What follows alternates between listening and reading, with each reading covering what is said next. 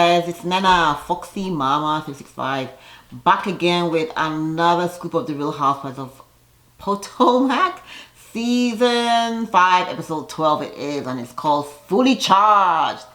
First off, I would like to lend my voice to the Nigerian youth who have been out protesting all week, to end the SARS movement. So we move, hashtag enough is enough.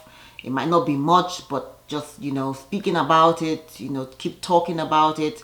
I employed Nigerian government to do something about the police situation. The police brutality has to end. Please kindly meet the 545 demands and, just keep Nigerian citizens safe, please do. Anyways, moving right along, Fully Charged. So it's interesting that they had this Nigerian, they call it Ikubutanwa. That means to bring the child out. It's kind of like a sip and see. It's kind of new. Like I say, traditions keep changing. Normally it would probably be like a baby dedication or baptism, and people come together and, look at the baby and get to see the child and all of that. But it was really interesting. But let's go back to the very beginning, okay? Michael and Ashley are going to go have a tete-a-tete with their some therapists to kind of help Michael, figure out why he's cheating. And I'm like, boy. Michael is trying to take us back to his childhood and saying he had issues when he was growing up with his dad being kind, but maybe having some issues with alcohol and becoming a different person and all of that. And I'm like, I don't know about that. Nah, I can't blame this cheat game on, nah. It's a no for me, okay? Karen and Ray get to talking about their situation as well, and they taking a walk. Nice. And they're trying to figure out what really is the issue and why Ray feels he's really not really sure if he's still in love with Karen, and Karen taking that really hard. And Karen is saying, yeah, she doesn't understand why Ray is so distant. And Ray says, well, you're different. And yes, indeed, she's different. She's grown. This is like, how many years after? 20, 30 years, 2 kids have grown up. Come on, she's not going to be the same. And now she's making the money. Earning the coins.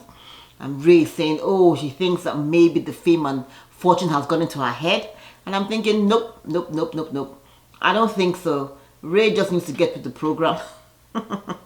The program being Karen. And I always see that when the shoe is on the other foot, if it was the man, the woman is always very supportive. And I would just like Ray to, figure out what is going on in his life, get into some more golf or whatever, make new friends, not female friends, but, find something else to do with his time. I get it. Probably because he might not be going to the office as often, so he might kind of be like, oh, Karen is not here to cook. And I'm like, what?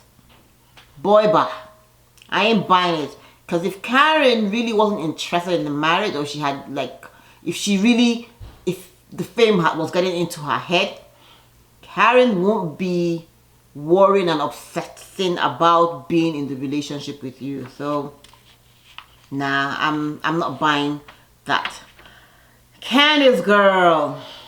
So Candice is telling us she's definitely going to be filing criminal charges against Monique. That it pretty much she felt assaulted at the whole situation, and she's also upset at the fact that Monique kind of is having no remorse. And of course Monique has gone on social media as well and is also kind of touting the fact that she beat Candice up. And and of course people in social media are kind of laughing at Candice for all the mouth and all the smack she's been talking. So yeah, she's definitely going to go file that court suit, okay? And she pretty much wants the fullest consequences to happen to Monique. Now that might mean Monique might actually do some jail time, but we'll see. So Ashley is talking to her mama and her uncle, and they're asking Michael to do better. They don't understand why all this is going on, why Michael feels the need to step out. He's more concerned about than he is about his child and his wife and all of that. And they would like to meet with and I'm thinking, boy, if you don't get away, why do you think it's your place to talk to? No, this is a family thing. You can, talk to Ashley and, tell Ashley what to do. you know, and all of that. But I don't think they need to cross that boundary by coming to talk to Michael. He doesn't owe them anything. He owes Ashley an apology, the child and all, but that's pretty much it. Okay? Now, Wendy's baby sip and show. Ikuputanwa, like they say. And it's everything. They have the gele, they have the Nigerian music going on, they have the Nigerian food, the jollof rice, the fried rice, the yam and all. Yes. So, but Robin, I didn't know Robin had another business where she's making hats, and I think that might probably be what it, well, whatever. Robin is making hats, and those hats really look nice, so I might check in on those hats, which is kind of cool. Wendy is late, and Wendy says, what did you expect? It's Nigerian time. Yeah, well, that's pretty much what happens in Nigerian time. Okay, they call it CP time. Okay, colored people time. Because everybody wants to come in later, and you know, people don't want to show up early. Anyway, Robin is 2 hours early. You know, people, it's meant to be, the occasion is meant to be for 8 o'clock, but she's there at 6, and she's like, never again is she ever going to be early again. Okay. So the baby dedication goes on. Wendy's husband is hoping that he can, you know, kind of begin to build the bridges that have been burnt between himself and his family, whom he says haven't seen his kids. They haven't met the daughter. Maybe they've met the kids, his older kids, once or twice, and they were not there at their wedding because there were some differences between his mom and Wendy's mom, and it's kind of sad. But he's going to send out an invitation and hope that they show up. Well, unfortunately, they don't. So he's kind of sad because at the end of the day, you know, family is still everything, even though he has his new family, which is Wendy and the kids. However, it would still be nice to just have his brothers and his sisters and his mom and dad, you know, there to celebrate with him. I totally understand that, and it's sad. It's just sad, but it is what it is. So, but it's sad.